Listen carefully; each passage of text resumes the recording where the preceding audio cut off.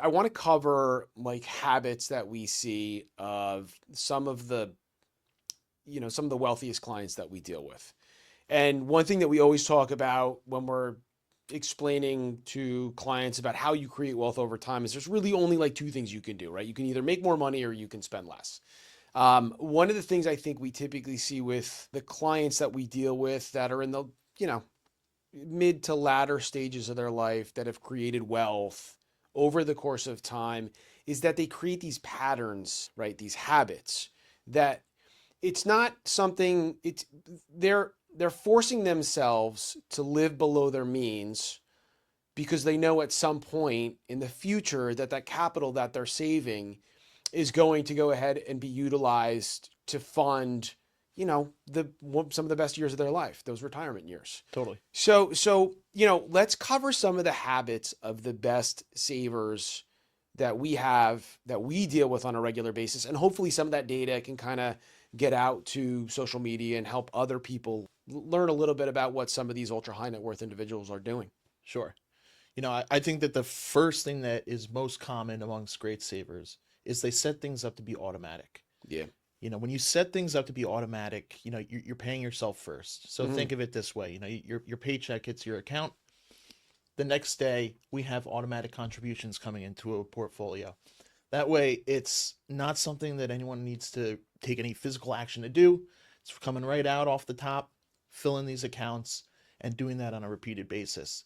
I mean, that's I'd say the most common theme we see amongst the best savers in our client base. Most people, they're like, all right, I get my salary and this is how much I have in my paycheck and that's what I have to spend, Mm-hmm. right? But instead of looking at it in that light, peel off a couple $100. Yep. I can't tell you how many times I hear clients or prospects or people I'm dealing with that are like, well, it's $200 a month isn't going to do anything. And I'm like, but what it's going to do is it's going to educate you and teach you on how to live below your means. And that money is going to be earmarked for something in the future.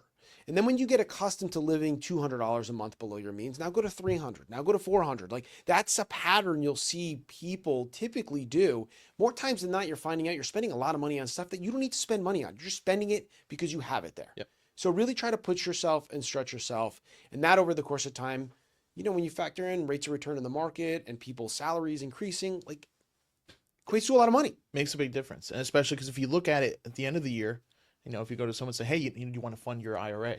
Mm-hmm. Like, oh no, like $7,000. That's a big number. I can't do that right now. But if you'd broken that up into a per paycheck cycle or a monthly cycle, even quarterly, it's much more digestible. Yeah, it's palatable. It's probably a couple $100 here or there, and next thing you know, at the end of the year, you have the funding for part of your retirement plan. Exactly. One thing I typically see them do too is I see some of the best habits that I see is they have a way to understand where they can get additional capital from that's not coming out of their own pocket. Mm-hmm. And one of the things that I always see is when one of the easiest examples of this is really in those 401k matches. Most great savers start utilizing the ability to get that 401k match from day one. They're Sure. out of college, they get a job, they start working, they start saving, and that's the first place they look. Because, like, think about the math. It's actually really a simple kind of concept here. Let's just say in its simplest form that you receive a 3% match if you contribute 3% from your employer. In theory, you just made a 100% rate of return. If I put 3% of my eligible compensation in, and then my employer matched that 3%, I mean, that's better than any rate of return you can guarantee in a market or guarantee anywhere. You So can find that anywhere else. you can't find it anywhere. So I think that's something that you see born savers, you see some of the best savers, they're always finding a way to make sure that whatever's available to them, like they're going to take advantage Take of. advantage of it. And piggybacking off of that, I think another great feature of the 401k plans is we see very commonly now these plans have a feature built into them where you can increase on an annual basis automatically. So even if it's just 1%, you'll barely feel it a year later.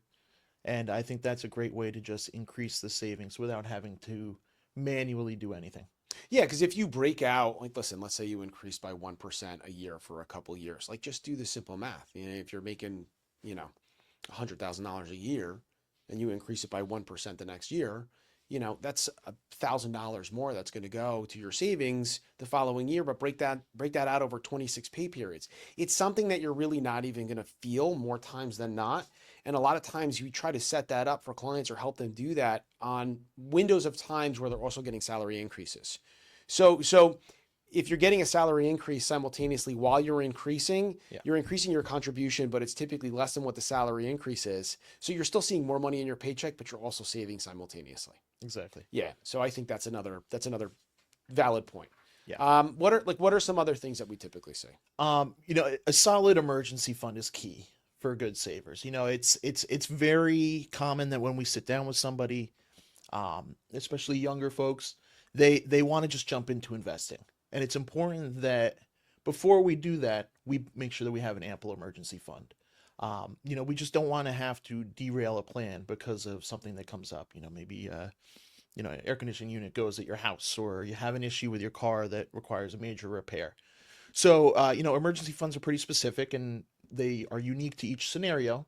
But, as a general rule of thumb, we normally say 3 to 6 months inside of a savings account or a money market account, just to cover any unexpected life events that could derail the plan itself.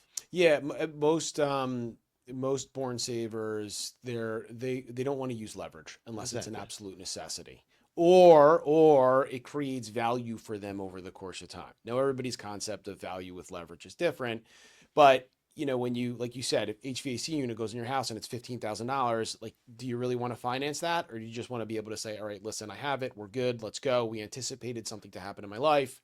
Now we're going to go ahead and kind of backfill that 15 grand that went out the door, and it's not going to derail other stuff. When you're creating buckets of wealth and you're saving, what you don't want to do is have to go to like an equity portfolio.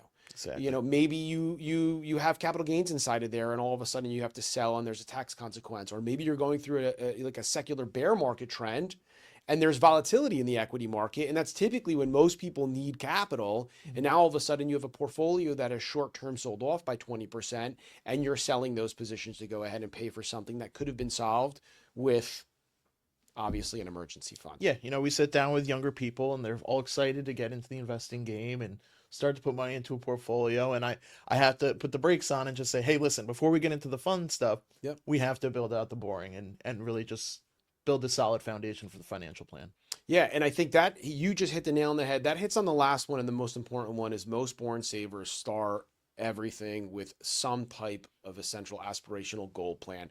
I know we talk about this a lot, but that's just something that we consistently see is in an early part of their investing career, they understand, right? Maybe not to the tune that you do, right? But they have an understanding of essential goals, things that have to happen in their life, aspirational goals, things they want to do, and they're earmarking wealth for those specific things in their life. So they're saving with a sense of purpose. They're not just investing and hoping everything goes up as much as humanly possible.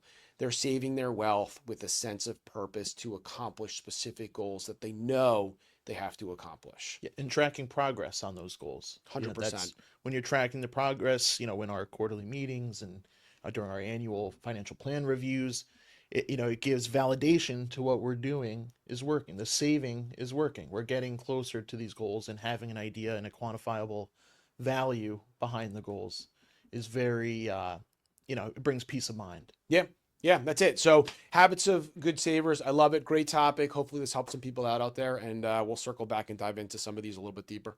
Sounds like a plan. All right.